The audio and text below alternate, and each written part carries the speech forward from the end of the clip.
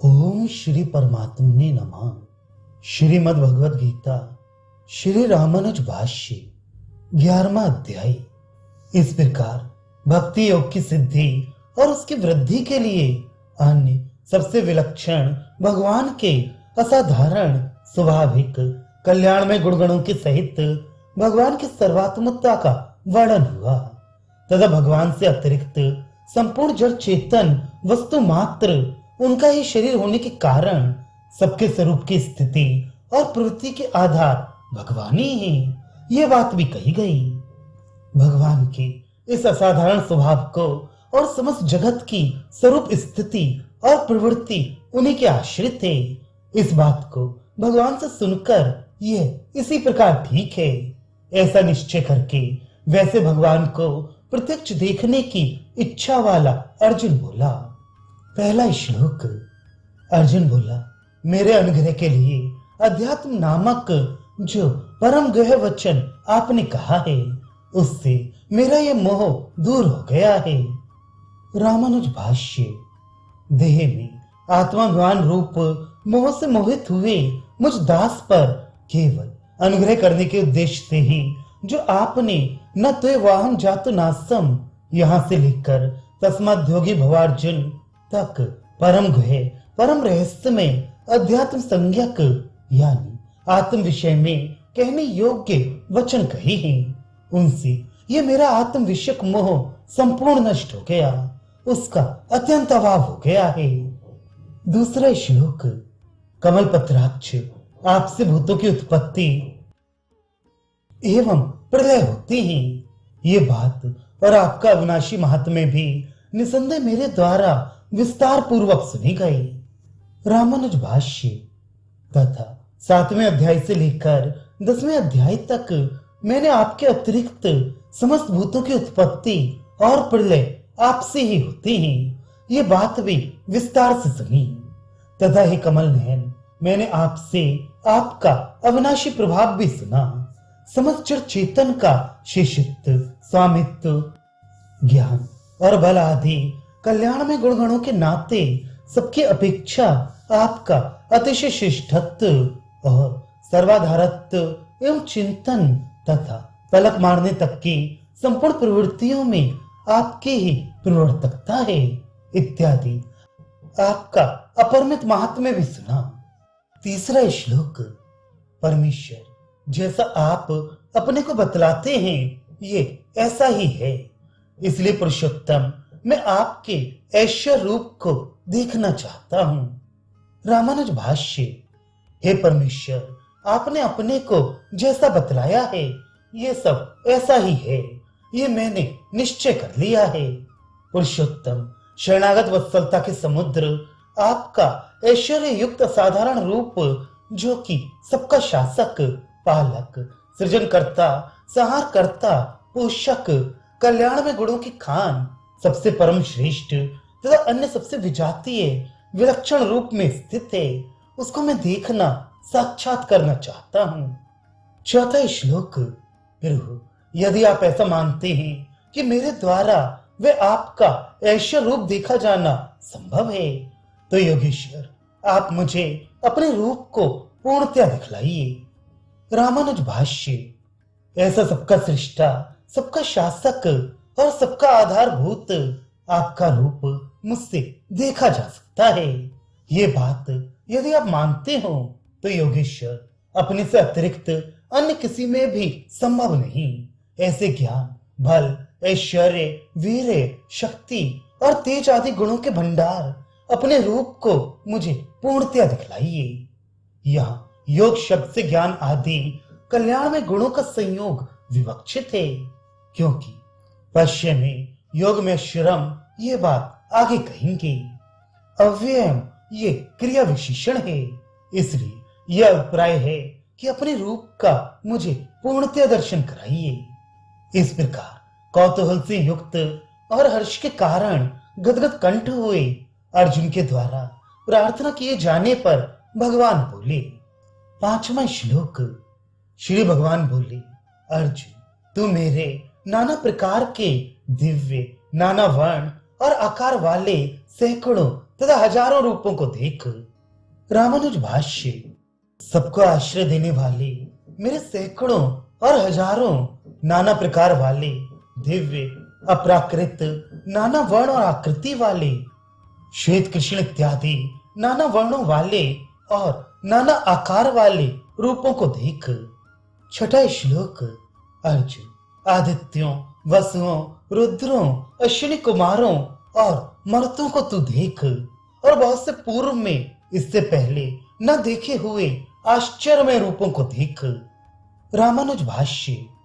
मेरे एक ही रूप में 12 आदित्यों को, 8 वसुओं को, 11 रुद्रों को, दोनों अश्विनी कुमारों को और 49 मरुतों को देख। ये कहना केवल उपलक्षण के लिए है।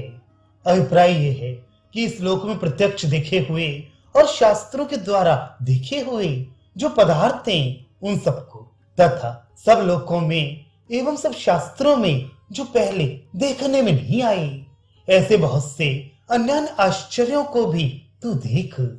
7वां श्लोक। गुडाकेश तू आज या मेरे शरीर के एक देश में स्थित चराचर के सहित समूचे जगत को तथा और भी जो कुछ देखना चाहता है उसे देख। रामानुज भाष्य। इस मेरे एक शरीर में वहां भी एक देश में स्थित चराचर सहित समूचे जगत को देख और भी जो कुछ देखना चाहता है वह भी एक शरीर के एक देश में ही देख ले। 8वां श्लोक। परंतु अपने इसी नेत्र से तू मुझे देखने में समर्थ नहीं है, अतएव मैं तुझे दिव्य नेत्र देता हूं, उनसे तू मेरे ऐश्वर्य योग और विभूतियों को भी देख। रामानुज भाष्य। मैं अपने शरीर के एक देश में संपूर्ण जगत तुझे दिखलाऊंगा, परंतु तू नियमित परमत वस्तुओं को ग्रहण करने सकने वाले इन प्राकृत नेत्रों के द्वारा अन्य सबसे विजातीय विलक्षण उपरयुक्त मुझ अपर में ईश्वर को नहीं देख सकेगा। इसलिए मैं तुझे दिव्य अपराकृत और मुझे देख सके ऐसे नेत्र देता हूं, उनसे तू मेरे योग और ऐश्वर्य को देख, अर्थात मेरे अनंत ज्ञान आदि गुणों से युक्त असाधारण योग को देख और अनंत विभूति योग को भी देख। 9वां श्लोक। संजय बोला, राजा धृतराष्ट्र इतना कहकर उसके बाद महायोगेश्वर हरि ने अर्जुन को अपना परम ऐश्वर्य रूप दिखलाया। रामानुज भाष्य। इस प्रकार कहने के पश्चात सारथी के रूप में स्थित अर्जुन के मामा के पुत्र महायोगेश्वर महान आश्चर्यमय योगों के ईश्वर श्री हरि साक्षात पर ब्रह्म रूप नारायण श्री कृष्ण ने अपने पिता की बहन पृथा के पुत्र अर्जुन को परम ऐश्वर्य युक्त अपना असाधारण रूप दिखलाया। इस विचित्र अखिल जगत का आधार और संपूर्ण विश्व का शासक अपना आगे बताया जाने वाला रूप दिखलाया तथा वह रूप ऐसा था। 10वां और 11वां श्लोक। वह रूप अनेक मुख नेत्रों वाला, अनेक अद्भुत दर्शन वाला, अनेक दिव्य भूषणों वाला और अनेक दिव्य शस्त्रों को उठाए हुए, दिव्य माला वस्त्र धारण किए हुए, दिव्य गंध लेपन किए हुए, सब प्रकार से आश्चर्यमय प्रकाशमय अनंत रूप और सब ओर मुख वाला था। रामानुज भाष्य। देव अर्थात प्रकाशमान अनंत तीनों काल में वर्तमान संपूर्ण जगत का आधार होने से देश काल की सीमा में न आने योग्य विश्वतो मुख संपूर्ण दिशाओं की ओर वर्तमान मुख वाला सोचित भगवान के अनुरूप दिव्य वस्त्र गंध माला आभूषण और आयुधों से युक्त था। देव शब्द से बतलाई हुई उस प्रकाशमानता को ही विस्तार से कहते हैं। 12वां श्लोक। आकाश में यदि सहस्त्र सूर्यों की प्रवाह एक साथ उदय हो जाए तो वह उस महात्मा की प्रवाह के सदृश शायद हो सकती है। रामानुज भाष्य। ये श्लोक भगवान के तेज की अपरिमितता दिखलाने के लिए है। अभिप्राय यह है कि भगवान का स्वरूप अक्षय तेज से युक्त है। 13वां श्लोक। तब अर्जुन ने वहां देव श्री कृष्ण के शरीर में एक देश में स्थित अनेक प्रकार से विभक्त हुए समस्त जगत को देखा।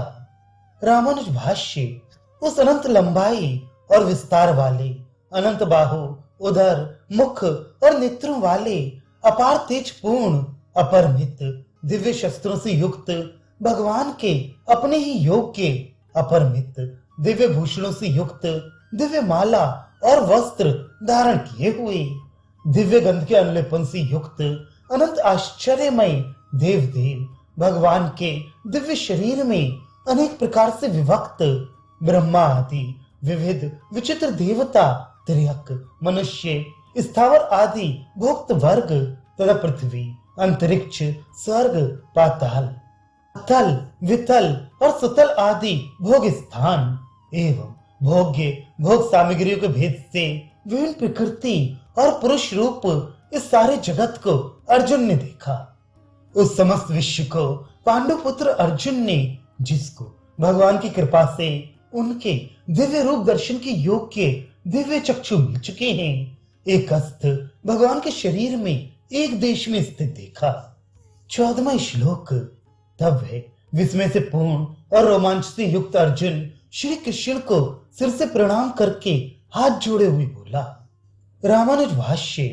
फिर वह अर्जुन महान आश्चर्य में संपूर्ण जगत का अपने शरीर के एक देश से ही आधार बने हुए तथा सबका परिवर्तन करने वाले और अत्यंत आश्चर्यपूर्ण अनंत ज्ञान आदि कल्याण में गुणगणों से समन्वित परमदेव भगवान को देखकर विस्मय से भर गया और रोमांच युक्त हुआ सिर से दंडवत प्रणाम करके हाथ जोड़े हुए बोला। 15वां श्लोक। आपके देह में सब देवताओं को, प्राणियों के विभिन्न समूहों को, ब्रह्मा को, कमलासन ब्रह्मा के मत में रहने वाले महादेव को, समस्त ऋषियों को और तेजस्वी सर्पों को मैं देख रहा हूं। रामानुज भाष्य। मैं आपके शरीर में संपूर्ण देवताओं को देख रहा हूं तथा विभिन्न प्रकार के प्राणियों के समस्त समुदायों को तथा ब्रह्मांड के स्वामी चतुर्मुख ब्रह्मा को, वैसे ही कमलासनस्थ ईश को, कमलासन ब्रह्म में स्थित यानी उसके मत में स्थित ईश महादेव को तथा देव ऋषि नारद प्रवृत्ति समस्त ऋषियों को और वासुकी, तक्षक आदि तेजस्वी सर्पों को देख रहा हूं। 16वां श्लोक। आपको मैं अनेक बाहु, उदर, मुख, नेत्रों से युक्त तथा सब ओर से अनंत रूप वाले देख रहा हूं। विशेषर विषय रूप मैं न तो आपके अंत को देख पाता हूं, न मध्य को और न आदि को ही। रामानुज भाष्य। आपको अनेकों बाहु, उदर, मुख और नेत्रों से युक्त सब ओर से अनंत रूप वाले देख रहा हूं। विशेषर विश्व के नियंता और विश्व शरीर आप असीम हैं, अतः मैं आपका अंत, मध्य और आदि नहीं देख पा रहा हूं। 17वां श्लोक। तेज के पुंज, सब ओर से दैदीप्यमान, सब ओर से कठिनता पूर्वक देखे जाने वाले, प्रज्वलित अग्नि तथा सूर्य की सी प्रभा वाले और अपरमेय स्वरूप आपको मैं किरीट, गदा एवं चक्र धारण किए देखता हूं। रामानुज भाष्य। मैं आपको तेज की राशि, सब ओर से दैदीप्यमान, सब ओर से देखे जाने में बहुत कठिन, प्रदीप्त अग्नि और सूर्य के समान तेज वाले, अपरमेय स्वरूप तथा मुकुटधारी, गदाधारी और चक्रधारी भी देख रहा हूं। 18वां श्लोक। आप जानने योग्य परम अक्षर हैं, आप इस विश्व के परम निधान हैं, आप अविनाशी हैं, शाश्वत धर्म के रक्षक हैं और सनातन पुरुष हैं। इस प्रकार मैंने आपको जाना है। रामानुज भाष्य। 2 विद्याएं जानने योग्य हैं इत्यादि उपनिषद वाक्यों में जानने योग्य बतलाया हुआ परम अक्षर आप ही हैं। इस विश्व के परम निधान, इस विश्व के परम आधार रूप आप ही हैं। आप अविनाशी, नाश रहित हैं। अभिप्राय यह है कि आप जैसे रूप वाले, जिन गुणों से युक्त और जिस प्रकार के वैभव से युक्त हैं, उसी रूप में सदा रहते हैं। आप शाश्वत धर्म के रक्षक हैं। इस प्रकार के अवतार धारण करके सनातन, नित्य, वैदिक धर्म की आप ही रक्षा किया करती हैं। मेरे मत से आप सनातन पुरुष हैं। मैं इस महापुरुष को जानता हूं। परात पर श्रेष्ठ से भी श्रेष्ठ पुरुष को प्राप्त होता है इत्यादि श्रुति वाक्यों में कहे हुए सनातन पुरुष आप ही हैं। इस प्रकार मैंने आपको जाना है। तात्पर्य यह है कि यदुकुल तिलक आपको मैंने ऐसे प्रभावशाली रूप में इस समय प्रत्यक्ष देखा है। 19वां श्लोक। मैं आपको आदि मध्य और अंत से रहित अनंत शक्तिशाली और अनंत भुजाओं से युक्त चंद्र सूर्य के समान नेत्र वाले प्रज्वलित अग्नि के समान मुख वाले और अपने तेज से इस विश्व को तपाते हुए देख रहा हूं। रामानुज भाष्य। मैं आपको अनादि मध्यांत आदि मध्य और अंत से रहित और अनंत वीर्य असीम एवं अतिशय वीर्य सामर्थ्य से युक्त दिख रहा हूं। यह वीर्य शब्द अन्य शक्तियों के उपलक्षण के लिए है। अभिप्राय यह है कि मैं आपको असीम अतिशय ज्ञान बल ऐश्वर्य शक्ति और तेज के मंडार रूप दिख रहा हूं तथा अनंत बाहु असंख्य भुजाओं से युक्त दिख रहा हूं।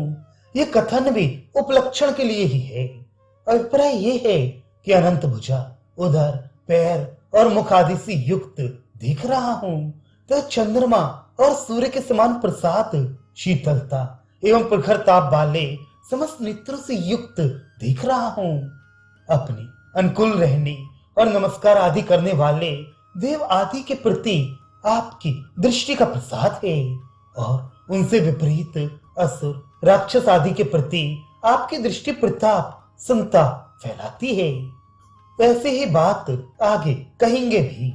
तथा मैं आपको प्रज्वलित अग्नि के समान मुख वाले प्रलयकालीन प्रदीप्त अग्नि के समान सबका संहार करने में समर्थ मुखों से युक्त दिख रहा हूं।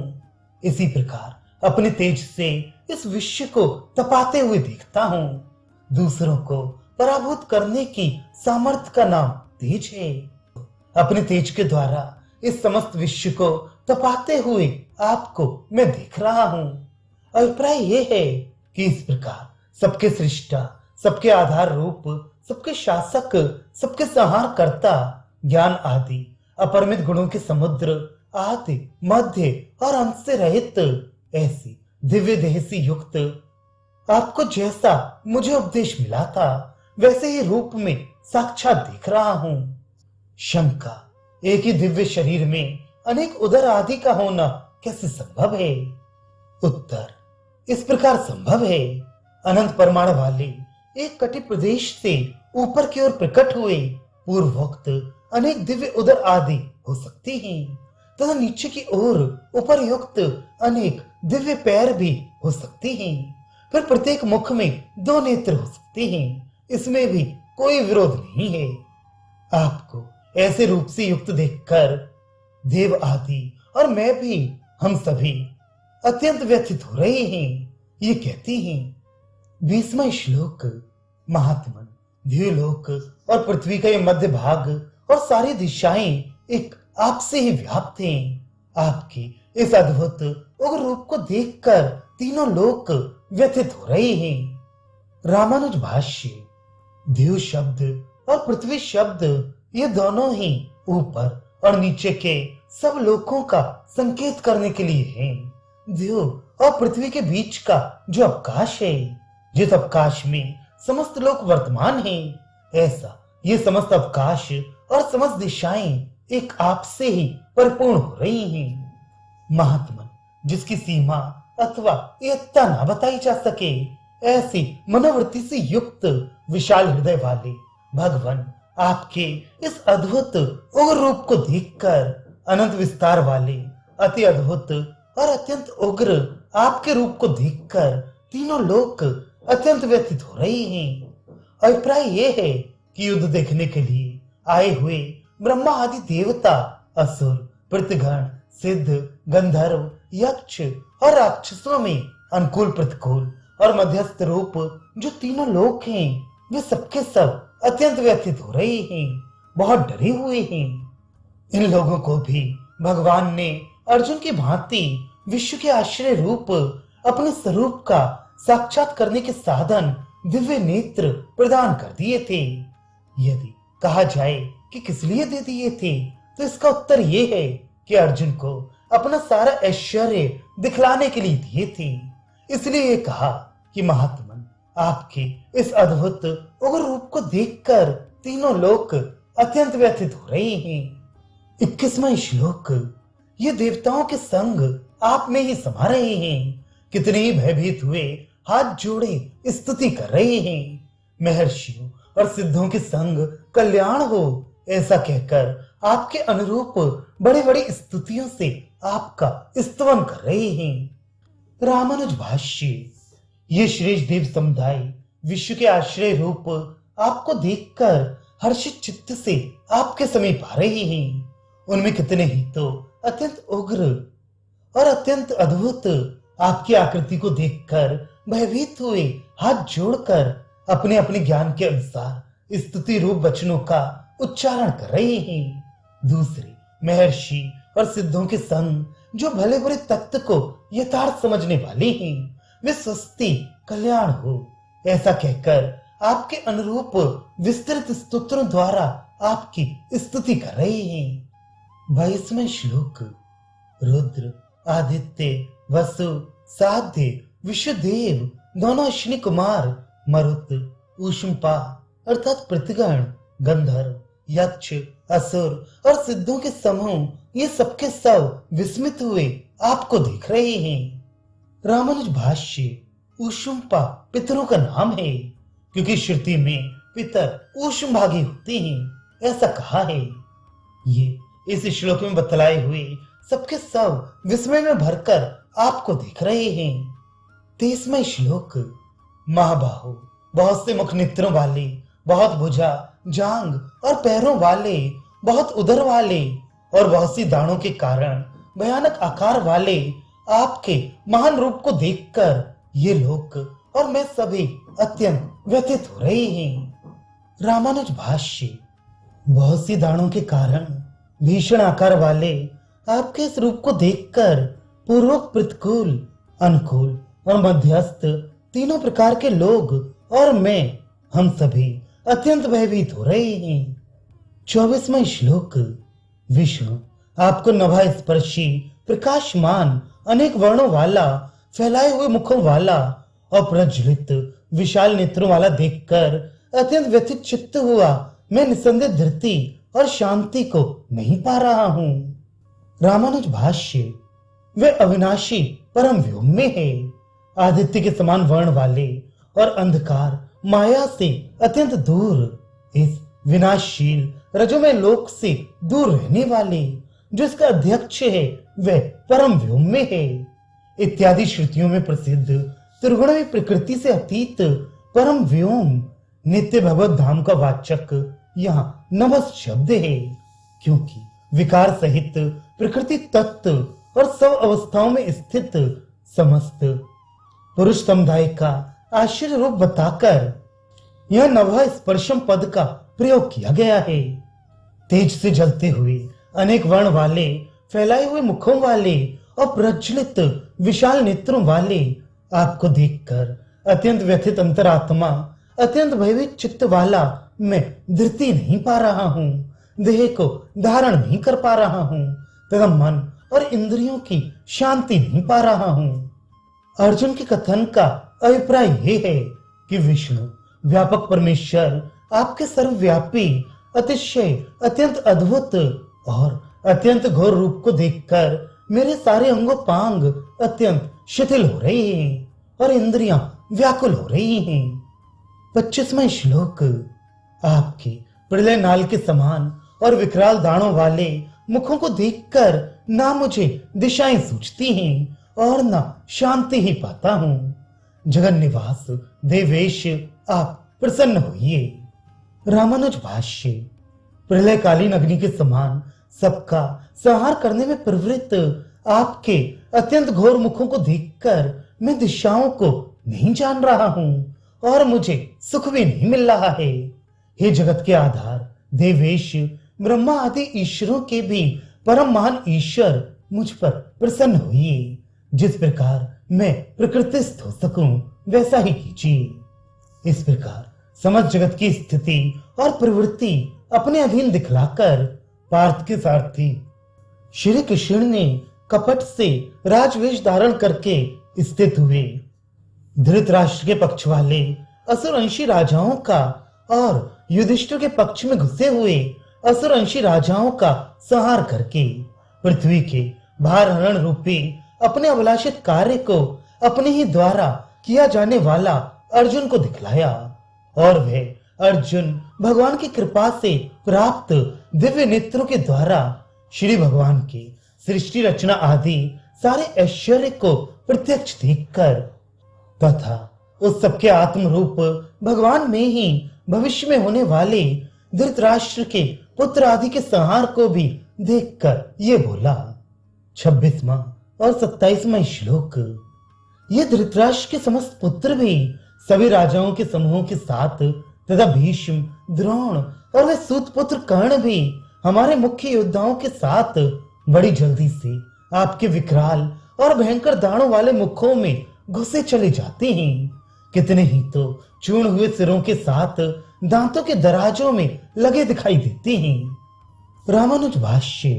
वे सब धृतराष्ट्र के पुत्र दुर्योधन आदि तथा भीष्म, द्रोण और सूत पुत्र कर्ण उनके पक्ष वाले समस्त पृथ्वी पतियों के समूहों सहित और हमारे पक्ष के भी कितने ही मुख्य योद्धाओं सहित बड़ी जल्दी से आपके जो दाणों के कारण विकराल एवं भयंकर हैं, ऐसे मुखों में नष्ट होने के लिए घुसे चले जा रहे हैं।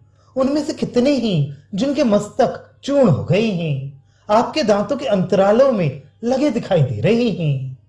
28वां और 29वां श्लोक। जैसे नदियों के बहुत से जल प्रवाह समुद्र की ओर मुख किए दौड़े जाते हैं, वैसे ही ये नरलोक के वीर आपके सब ओर से प्रज्वलित मुखों में घुसे जाते हैं। जिसे पतंग अपने नाश के लिए पूरे वेग से प्रज्वलित अग्नि ज्वाला में प्रवेश करते हैं, वैसे ही ये लोग भी पूरे वेग से अपने नाश के लिए आपके मुखों में प्रवेश कर रहे हैं। रामानुज भाष्य। ये सब राजा लोग जैसे बहुत सी नदियों के जल प्रवाह समुद्र में गिरते हैं और जैसे पतंग जलती हुई अग्नि में प्रवेश करते हैं, वैसे ही अपने आप दौड़ते हुए अपने नाश के लिए आपके अत्यंत प्रज्वलित मुखों में प्रवेश कर रहे हैं। 30वां श्लोक। विष्णु, आप अपने प्रज्वलित मुखों से सब ओर से सभी लोगों को अपना ग्रास बनाते हुए उनके रुधिर से भीगे अपने ओंठों को जीभ से बारंबार चाट रहे हैं और आपकी उग्र प्रभा किरण अपने तेज से संपूर्ण जगत को परिपूर्ण करके तपा रही है। रामानुज भाष्य। आप उन समस्त राजा लोगों को क्रोध के वेग से प्रज्वलित मुखों के द्वारा अपना ग्रास बनाकर उनके रक्त से भीगे हुए होंठ आदि को बार बार चाट रहे हैं। आपकी अत्यंत घोर प्रभा किरणें अपने तेज अपने प्रकाश के द्वारा समस्त जगत को परिपूर्ण करके प्रखर रूप से तप रही हैं। अपने अविनाशी स्वरूप को दिखलाइए। इस प्रकार आपके निरंकुश सर्वतंत्र स्वतंत्र ऐश्वर्य का साक्षात करने की इच्छा से मेरे द्वारा प्रार्थना किए जाने पर आपने निरंकुश ऐश्वर्य का दर्शन कराते हुए इस अत्यंत घोर रूप को प्रकट किया है। इसलिए 31वां श्लोक। मुझे बतलाइए कि उग्र रूपधारी आप कौन हैं? आपको नमस्कार हो। देव श्रेष्ठ, आप प्रसन्न होइए। आप आदि पुरुष को मैं जानना चाहता हूँ, क्योंकि आपकी प्रवृत्ति को मैं नहीं जानता हूँ। मैं आपको जानना चाहता हूँ कि अत्यंत घोर रूपधारी आप कौन हैं और क्या करने को उद्यत हुए हैं। आपकी अभिलाषित प्रवृत्ति को मैं नहीं जानता, अतः ये आप मुझको बतलाइए। देव श्रेष्ठ सर्वेश्वर, आपको नमस्कार हो। आप प्रसन्न होइए। तात्पर्य है कि अमुक अभिप्राय से अमुक कार्य करने के लिए ये संहारक रूप प्रकट किया है। ये सब बतलाकर प्रसन्न स्वरूप हो जाइए। आश्रित वत्सलता की अधिकता से विश्व रूप ऐश्वर्य का दर्शन कराने वाले आप परमेश्वर का इस घोर रूप के प्रकट करने में क्या अभिप्राय है? इस प्रकार अर्जुन के द्वारा पूछे जाने पर पार्थ सारथी भगवान श्री कृष्ण अपना अभिप्राय बतलाते हुए बोले कि अर्जुन के उद्योग न करने पर भी मैं धृतराष्ट्र पुत्रों के सहित संपूर्ण राजा लोगों को मारने के लिए प्रेरित हुआ हूं। यही जानने के लिए मेरे घोर रूप का आविष्कार हुआ है और ये जनाना भी पार्थ को उद्योग में लगाने के लिए ही है। 32वां श्लोक। श्री भगवान बोले, मैं लोगों का नाश करने वाला बड़ा हुआ काल हूं। लोगों का संहार करने के लिए यहाँ प्रवृत्त हुआ हूं। तेरे बिना भी ये सब योद्धा जो प्रतिपक्षी सेना में स्थित हैं बचेंगे नहीं। रामानुज भाष्य। जो कलना गणना करे उसका नाम काल है। सो सभी धृतराष्ट्र के पुत्र आदि राजा लोगों के आयु के अंत समय की गणना कर उनका नाश करने वाला मैं घोर रूप से बहुत बड़ा हुआ काल हूं। यहाँ इन राजा लोगों का सब ओर से संहार करने के लिए प्रेरित हुआ हूं। इसलिए तेरे बिना भी, तेरे उद्योग न करने पर भी मेरे संकल्प से ही ये तेरी प्रतिपक्षी सेना में स्थित धृतराष्ट्र के पुत्रों सहित जो योद्धा लोग हैं वे सबके सब कोई नहीं बचेंगे, नष्ट हो जाएंगे। 33वां श्लोक। इसलिए अर्जुन तू उठ, शत्रुओं को जीत कर यश को प्राप्त कर और समृद्ध राज्य को भोग। मेरे द्वारा ये सब पहले से ही मारे हुए हैं, तू निमित्त मात्र हो जा। रामानुज भाष्य। अतएव तू उनके साथ युद्ध करने के लिए उठ खड़ा हो और उन शत्रुओं को जीतकर यश को प्राप्त कर तथा धर्म युक्त समृद्ध राज्य को भोग। यह अपराध करने वाले मेरे ही द्वारा पहले से ही मारे हुए हैं, मृत्यु के लिए नियत किए हुए हैं। सव्यसाचिन तू तो इनके मारने में केवल निमित्त भर बन जा। मेरे द्वारा मारे जाने वालों को मारने में शस्त्र आदि की जगह निमित्त मात्र हो जा। शच समवाय इस धातु पाठ के अनुसार समवायार्थक शच धातु से साची पद बना है। अतः बाएं हाथ से बाणों का संचन, संग्रह और संधान करने वाला अर्थात बाएं हाथ से भी बाण समूहों का संधान करने वाला सव्यसाची होता है। अभिप्राय यह है कि तू दोनों हाथों से युद्ध करने में समर्थ है। 34वां श्लोक। द्रोण, भीष्म, जयद्रथ, कर्ण और अन्य भी वीर योद्धा जो पहले ही मेरे द्वारा मारे हुए हैं, उन मेरे द्वारा मारे हुओं को तू मार। घबरा मत, युद्ध कर। रण में शत्रुओं को तू जीतेगा। रामानुज भाष्य। अपराधी होने के कारण जो मेरे ही द्वारा मृत्यु के लिए नियत किए गए हैं, ऐसे द्रोण, भीष्म, कर्ण आदि को तू मार। इस प्रकार से घबरा मत कि इन गुरु, बंधु और अन्य भोगासक्त लोगों को मैं कैसे मारूं।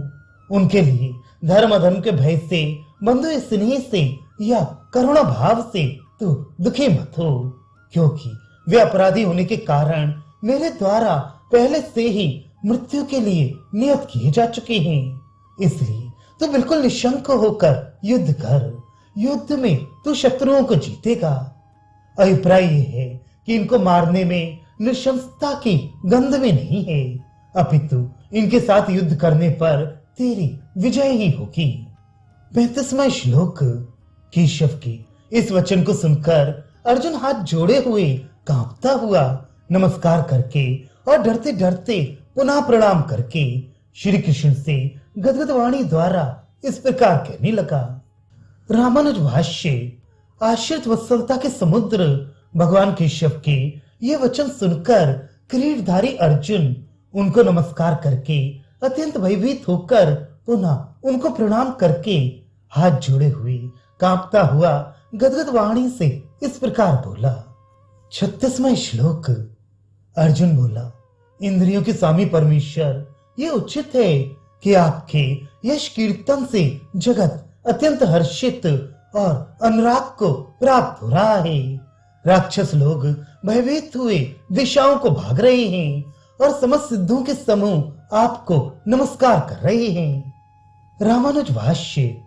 यह उचित ही है जो कि युद्ध देखने की इच्छा से यह आए हुए देव, गंधर्व, सिद्ध, यक्ष, विद्याधर, किन्नर और किमपुरुष आदि समस्त जगत आपकी कृपा से आप सर्वेश्वर के दर्शन कर आपके यश कीर्तन से अत्यंत हर्षित हो रहा है और अनुरक्त हो रहा है, तथा जो कि राक्षस लोग आपको देखकर भयभीत हुए सब दिशाओं की ओर वेग से भाग रहे हैं और समस्त सिद्धों के समुदाय सिद्ध आदि अनुकूल बरतने वालों के संग आपको नमस्कार कर रहे हैं।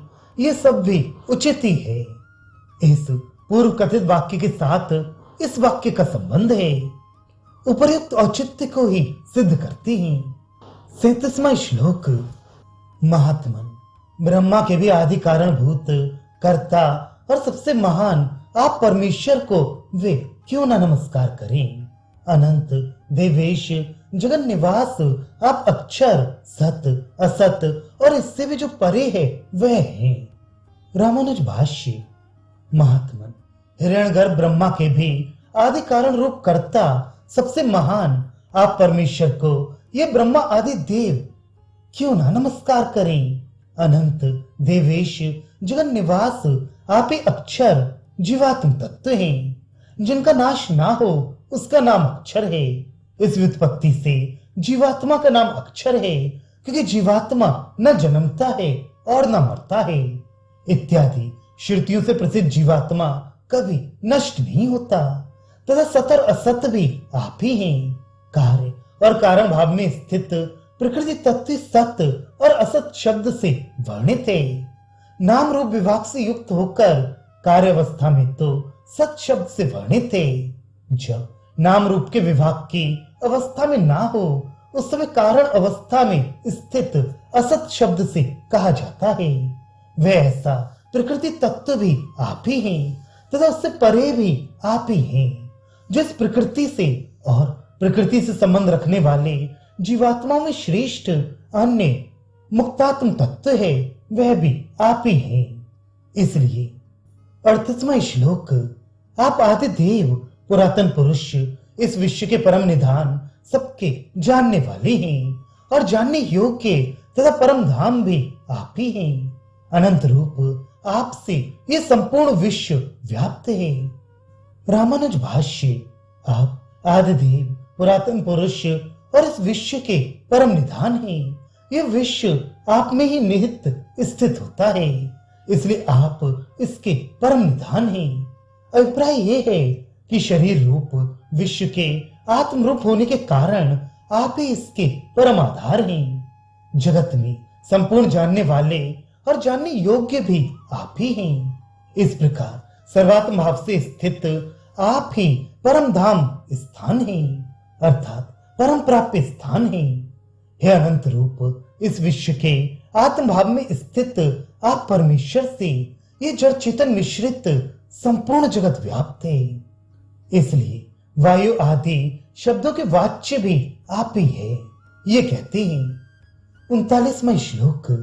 आप वायु, यम, अग्नि, वरुण, चंद्रमा, प्रजापति और प्रपितामह हैं। आपको सहस्त्र सहस्त्र नमस्कार है और फिर बार बार आपको नमस्कार है। रामानुज भाष्य। सबके प्रपितामह और पितामह आदि भी आप ही हैं, अर्थात समस्त प्रजा के पिता प्रजापति गण हैं। उन प्रजापतियों के पिता और सब प्रजाओं के पितामह ब्रह्मा हैं। उनके भी पिता आप सारी प्रजाओं के प्रपितामह हैं, अर्थात पितामह आदि के भी आत्मा होने के कारण उन शब्दों के वाच्य आप ही हैं।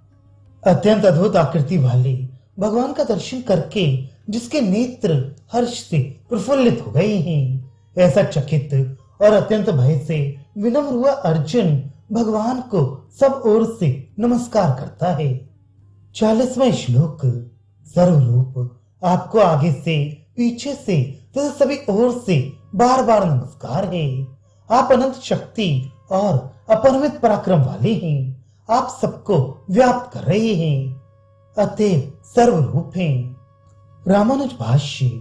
आप अनंत शक्ति और अपरिमित पराक्रम से युक्त हैं। आपने आत्म रूप से सबको व्याप्त कर रखा है, इसलिए सब आप ही हैं। अभिप्राय यह है कि जड़ चेतन वस्तु मात्र को आत्म रूप से आपने व्याप्त कर रखा है, इसलिए ये संपूर्ण जड़ चेतन वस्तु मात्र आपका शरीर होने से सबके स्वरूप में आप ही हैं, अतः आप ही सर्व शब्द के वाच्य हैं। 41वां और 42वां श्लोक। आपकी इस महिमा को न जानने वाले मुझ मूढ़ द्वारा प्रमाद से या प्रेमवश सखा है, ऐसा मानकर जो हे यादव, हे कृष्ण, हे सखे, ऐसा अभिनय पूर्वक कहा गया है तथा परिहास के लिए अकेले में अथवा उन मित्रों के सामने चलते, सोते, बैठते और भोजन करते समय मुझसे आपका जो जो तिरस्कार किया गया है, उन सबकी हे अच्युत आप अप्रमेय परमेश्वर से मैं क्षमा मांगता हूँ। रामानुज भाष्य। आप अनंत शक्ति और अपरिमित पराक्रम से युक्त हैं, सबके अंतरात्मा और सृष्टा हैं इत्यादि जो आपकी महिमा है, उसको न जानने वाले मुझ मूर्ख के द्वारा प्रमाद मोह से या प्रणय से, पुराने परिचय के कारण या मेरे सखा हैं, समवयस्क हैं, ऐसा मानकर हे कृष्ण, हे यादव, हे सखे इत्यादि जो अविनीत वाक्य कहे गए हैं तथा सदा सत्कार करने योग्य आप परमेश्वर का जो परिहास में तिरस्कार किया गया है तथा जो एक साथ किए हुए चलने, सोने, बैठने और खाने के समय एकांत में यह सबके सामने मेरे द्वारा आपका तिरस्कार किया गया है, उन सबकी मैं आप अपने परमेश्वर से क्षमा मांगता हूँ। 43वां श्लोक।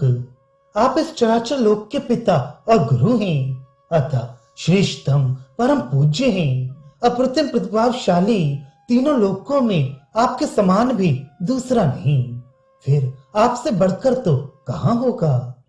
रामानुज भाष्य।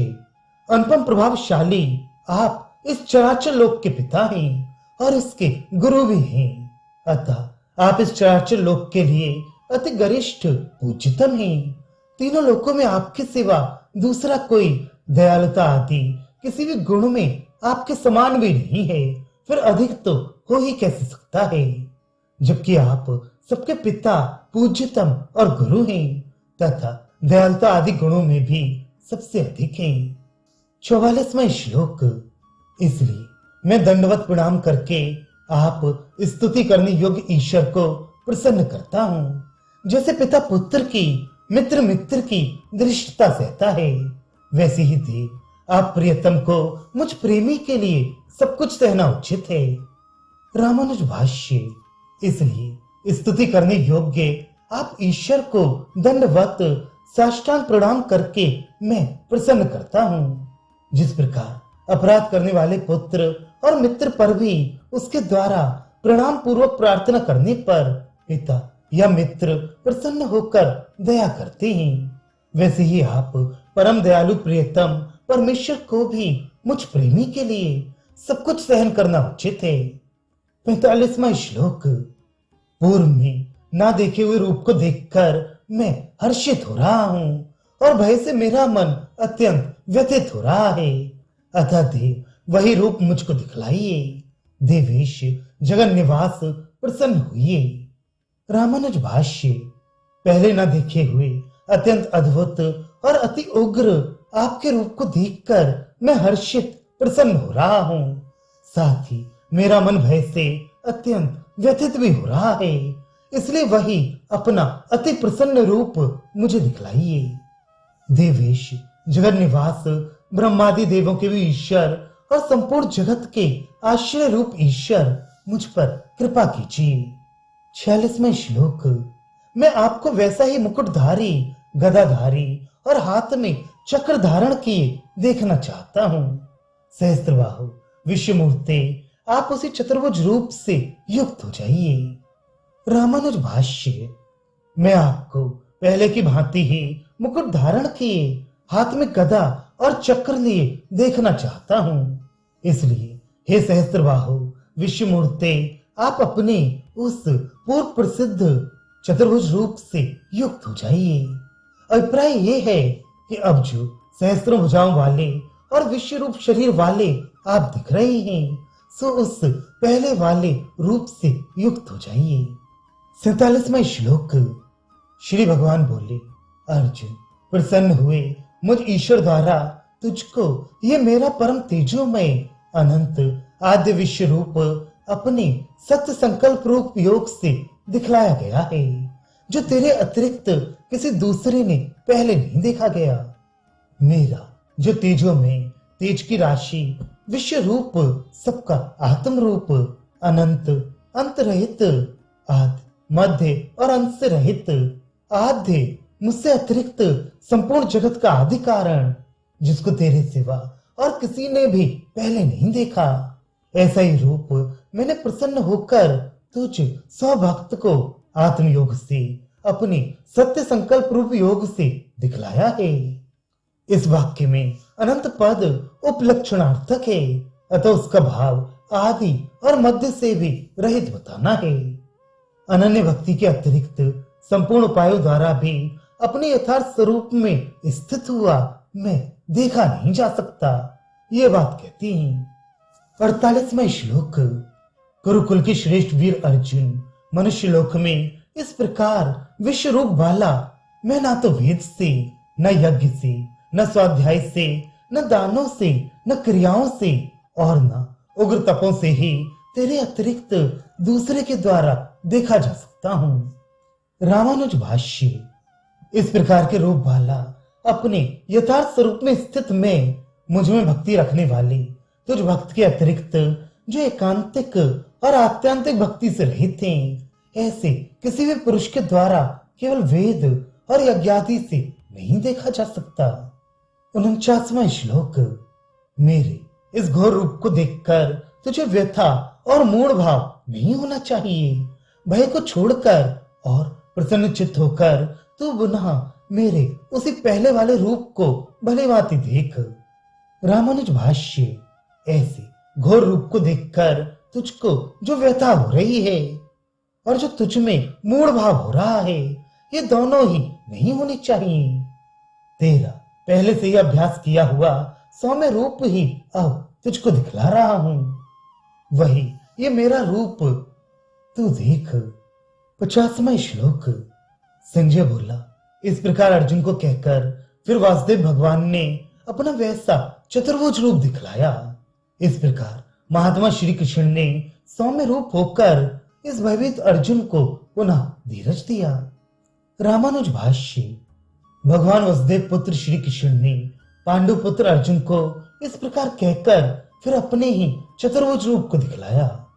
महात्मा सत्य संकल्प भगवान ने चिर परिचित सौम्य रूप धारण कर अपरिचित स्वरूप के दर्शन से डरे हुए उस अर्जुन को फिर भी आश्वासन दिया। इस सर्वेश्वर परम पुरुष पर ब्रह्म जगत का उपकार करने के लिए मनुष्य रूप धारण करने वाले वसुदेव पुत्र श्री कृष्ण का अपना रूप चतुर्भुज ही था। कंस से डरे हुए वसुदेव की प्रार्थना से कंस को मारने तक आपने दो भुजाओं का उपसंहार कर लिया था, पर पीछे से उनको प्रकट कर दिया था। वसुदेव ने इस प्रकार प्रार्थना की थी। हे शंख चक्र गदाधारी देव देवेश, आप साक्षात प्रकट हुए। हे देवेश, आप कृपा पूर्वक इस दिव्य रूप का उपसंहार कीजिए। विषात्मन, अपने इस चतुर्भुज रूप को छिपा लीजिए। द्वेष करने वाले शिशुपाल के द्वारा जिसकी निरंतर भावना की जाती थी, वे वसुदेव पुत्र श्री कृष्ण का चतुर्भुज रूप ही था। कहा है उदार और पुष्ट चार भुजाओं वाले शंख चक्र और गदाधारी श्री कृष्ण को। अतः ये सिद्ध होता है कि अर्जुन ने इस प्रसंग में उसी रूप के लिए तैने रूपेण चतुर्भुजेन ऐसा कहा है। 51वां श्लोक। अर्जुन बोला, जनार्दन, आपके इस सौम्य मानुष रूप को देखकर अब मैं सचेत हो गया हूं और अपनी प्रकृति को प्राप्त हुआ हूं। रामानुज भाष्य। अपार अतिशय सौंदर्य सकुमार्य लावण्य आदि गुणों से युक्त आप ही के योग्य असाधारण आपके इस मनुष्याकार अत्यंत सौम्य रूप को देखकर अब मैं सचेत हो गया हूं और अपनी प्रकृति को प्राप्त हुआ हूं। 52वां श्लोक। श्री भगवान बोले, जो मेरे इस अति कठिनता से देखे जाने योग्य रूप को तूने देखा है, देवता भी इस रूप के दर्शन की नित्य आकांक्षा करते हैं। रामानुज भाष्य। जो मेरे इस सबके शासक रूप में स्थित, सबके आश्रय, सबके कारणभूत रूप को तूने देखा है, ये देखने में बड़ा ही कठिन है। किसी से भी इसका देखा जाना शक्य नहीं है। देवता लोग भी इस रूप के दर्शन की सदा आकांक्षा करते हैं, परंतु उन्होंने उसे देखा नहीं। क्यों नहीं देखा, इस पर कहते हैं 53वां और 54वां श्लोक। अर्जुन, जैसे तूने मुझको देखा है, उसी प्रकार मैं न वेदों से, न तप से, न दान से और न यज्ञ से देखा जा सकता हूं, परंतु परम तप, अनन्य भक्ति से मैं इस प्रकार तत्व से जाना, देखा और प्रवेश किया जा सकता हूं। रामानुज भाष्य। मेरी भक्ति से रहित केवल अध्यापन, प्रवचन, अध्ययन, श्रवण और जप विषयक वेदों द्वारा तथा यज्ञ, दान, होम और तपों द्वारा अपने यथार्थ रूप में स्थित मैं नहीं देखा जा सकता। केवल अनन्य भक्ति के द्वारा ही मैं शास्त्रीय पद्धति से तत्वतः जाना जा सकता हूँ, तत्वतः साक्षात किया जा सकता हूँ और तत्व से प्रवेश भी किया जा सकता हूँ। श्रुति भी ऐसे ही कहती है। यह आत्मा न प्रवचन से प्राप्त हो सकता है, न बुद्धि से और न बहुत सुनने से ही। बस ये जिसको वर्ण करता है उसी को प्राप्त हो सकता है। उसी के लिए आत्मा अपना स्वरूप प्रकट कर देता है। 55वां श्लोक। पांडु कुमार, जो मेरा कर्म करने वाला, मेरे परायण, मेरा भक्त, संग रहित और सब भूतों में वह रहित है, वह मुझे प्राप्त होता है। रामानुज भाष्य। वेद अध्ययन आदि समस्त कर्म मेरी आराधना के ही रूप हैं। ऐसी भावना रखकर जो उन्हें करता है वह मेरा कर्म करने वाला है। संपूर्ण आरंभों का मैं ही परम उद्देश्य हूं। ऐसा जिसका भाव है वह मत परायण है। मुझ में अतिशय प्रेम होने के कारण मेरा कीर्तन, स्तवन, ध्यान, पूजन और नमस्कार आदि किए बिना जीवन धारण करने में असमर्थ जो पुरुष केवल मात्र एक मेरे ही लिए उन सबको करता है वह मेरा भक्त है। मुझ में अत्यंत प्रेम होने के कारण जो दूसरे स्त्री पुत्र आदि में होने वाली आसक्ति को सहन नहीं कर सकता वह संग वर्जित है। केवल मेरे मिलन और वियोग से ही सुखी और दुखी होने के स्वभाव वाला हो जाने से तथा अपने दुख का कारण अपने ही अपराध को समझ लेने से एवं समस्त भूतों को परम पुरुष के अधीन समझ लेने से संपूर्ण भूतों में वैर करने का जिसके लिए कोई कारण नहीं है, इसलिए जो संपूर्ण प्राणियों में वैर भाव से रहित हो गया है वह सर्वभूतों में निर्वैर है। जो ऐसा पुरुष है वह मुझे पाता है, यथार्थ रूप में स्थित मुझ परमेश्वर को प्राप्त कर देता है।